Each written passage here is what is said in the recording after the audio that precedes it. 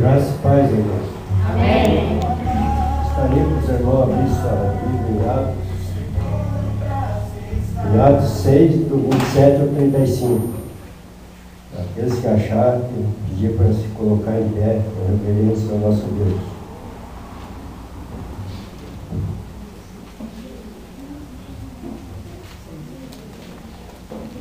Atos 6, do 27 ao 35.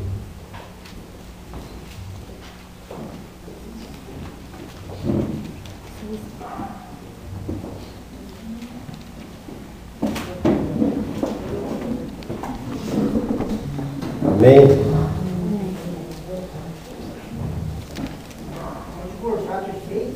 6, do 27, é Lucas 6, Lucas, é Lucas 6, do 27 ao 35, desculpa.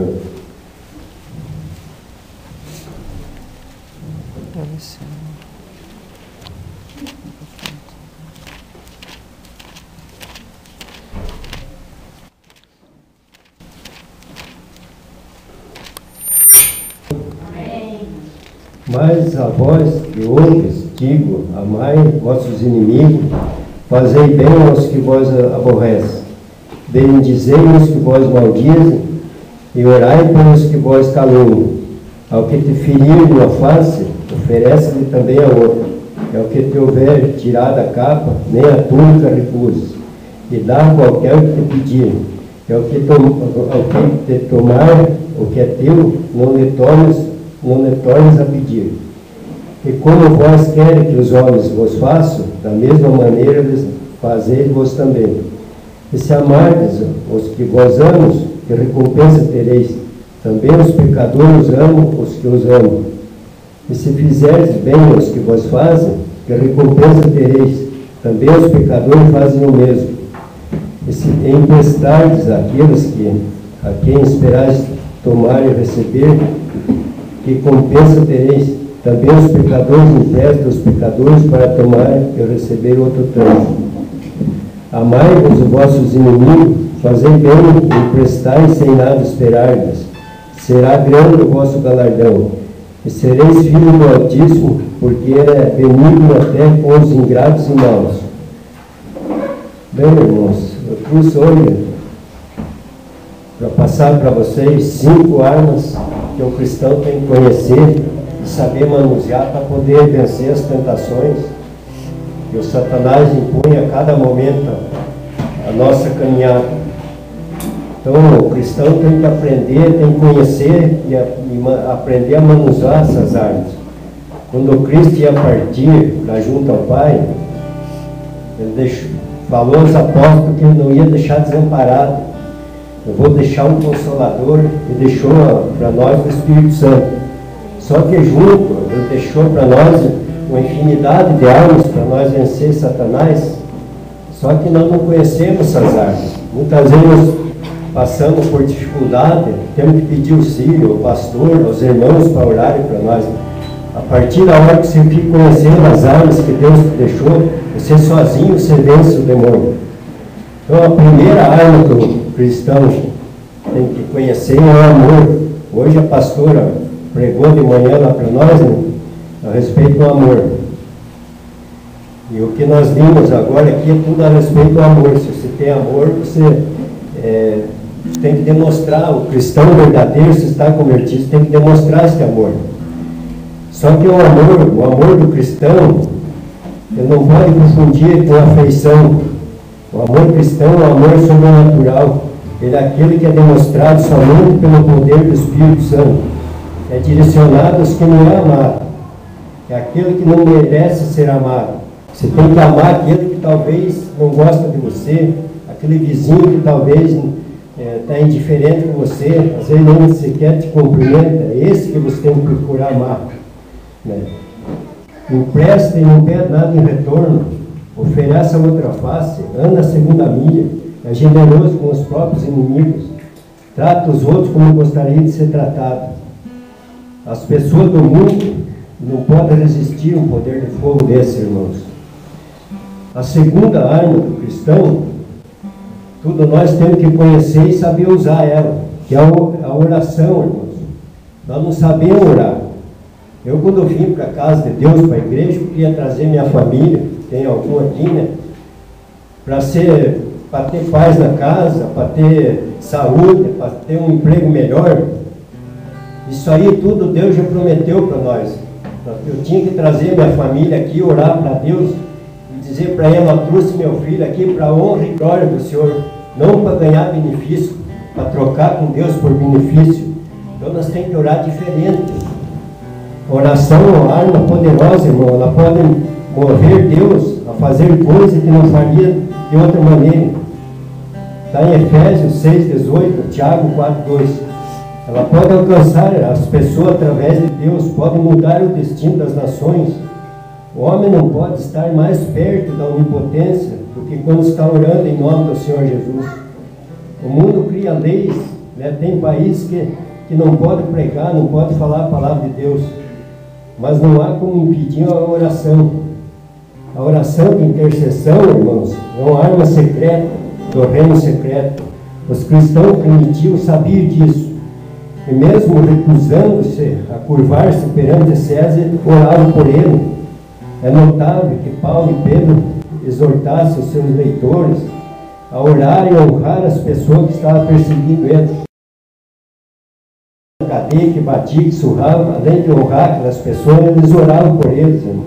O verdadeiro cristão tem que amar aquele que o povo que está na rua e orar para essas pessoas. A terceira arma do cristão, todos nós temos, mas poucos sabem usar, que é a Bíblia, irmãos.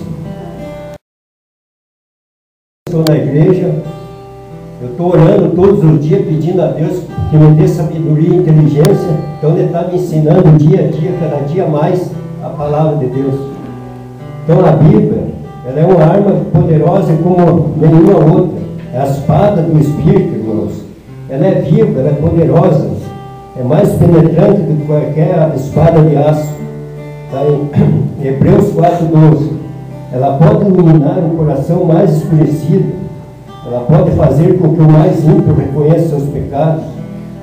Ela pode fazer trazer um novo nascimento ao perdido, ao necessitado, ao desanimado. Pode dar coroa em vez de cinzas, óleo de alegria em vez de branco, irmãos, veste de louvor em vez de espírito angustiado. Isaías 61:3. A quarta arma, irmãos, é aquela que você tem que demonstrar. A hora que sai do culto, bota o pé na rua, você tem que demonstrar essa arma, que a vida cristã é verdadeira. Uma vida assim é algo que os homens não podem criticar.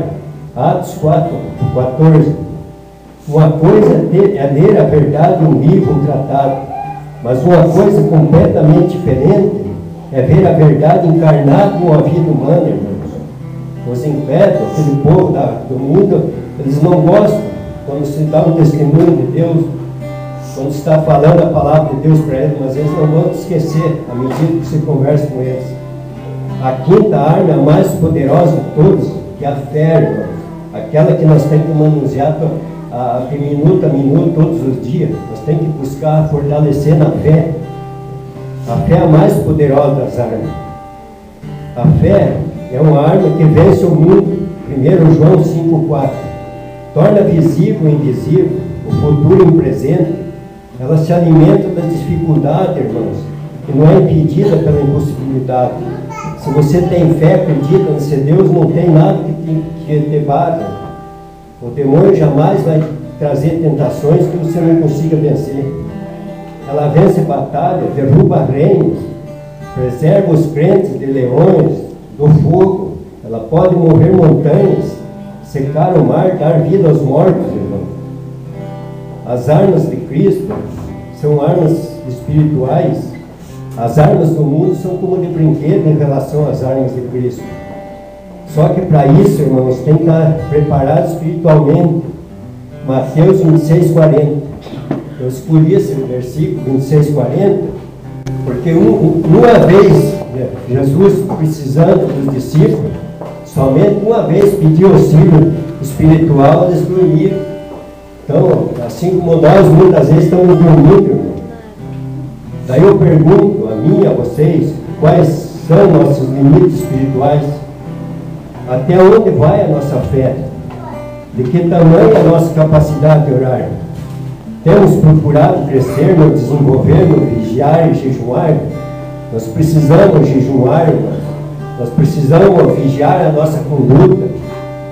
Quando termina o nosso dia de trabalho, após o nosso banho, a nossa janta, nós temos que conversar com Deus, ver o que nós aprontemos nesse dia, quantos pecados nós fizemos, se oremos, o que nós fizemos. Nós temos que procurar chegar o mais próximo possível de Deus, irmãos. Só assim nós vamos vencer as tentações, vamos poder ter paz, tranquilidade, ter aquilo que nós estamos a todo momento pedindo. Deus quer dar para nós tudo que nós pedimos, mas não tem como nós não obedecermos a Ele. Jesus passou a vida toda amando as pessoas, por pensamento, por palavra, por atitude.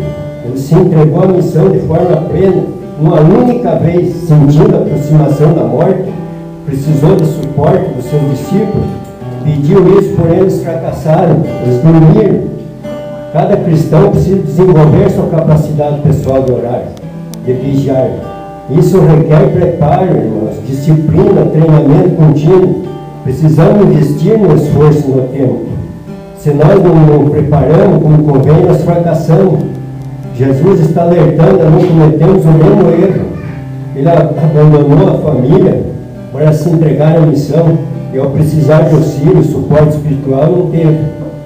Muitas vezes o nosso coração está repleto de boas intenções. Nós queremos ser prestativos, há um desejo sincero em nosso interior. Na aprovação, o crente necessita de atitude, de postura apropriada. De boas intenções nada vale, irmão, se não tivermos um preparo espiritual.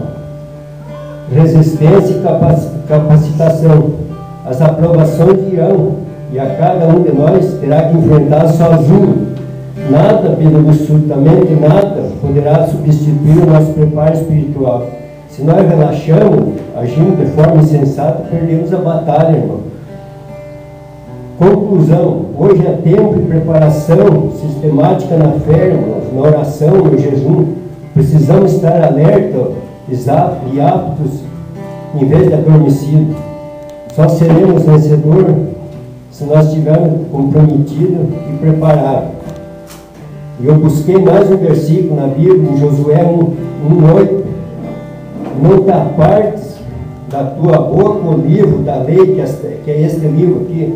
Antes medita nele dia e noite. É o que Jesus está pedindo para nós meditar nele dia e noite. Eu quero deixar uma pergunta aos irmãos. Porque vocês vão, um dia nós vamos estar na presença de Cristo. Eu perguntaria a cada um o que quer escutar de Jesus. Bendito, filho, o maldito, afasta de mim, maldito. Então, essa resposta de Jesus é nós que vamos decidir o que ele vai responder para nós. É isso que eu quero deixar vocês, em nome de Jesus Cristo. Amém.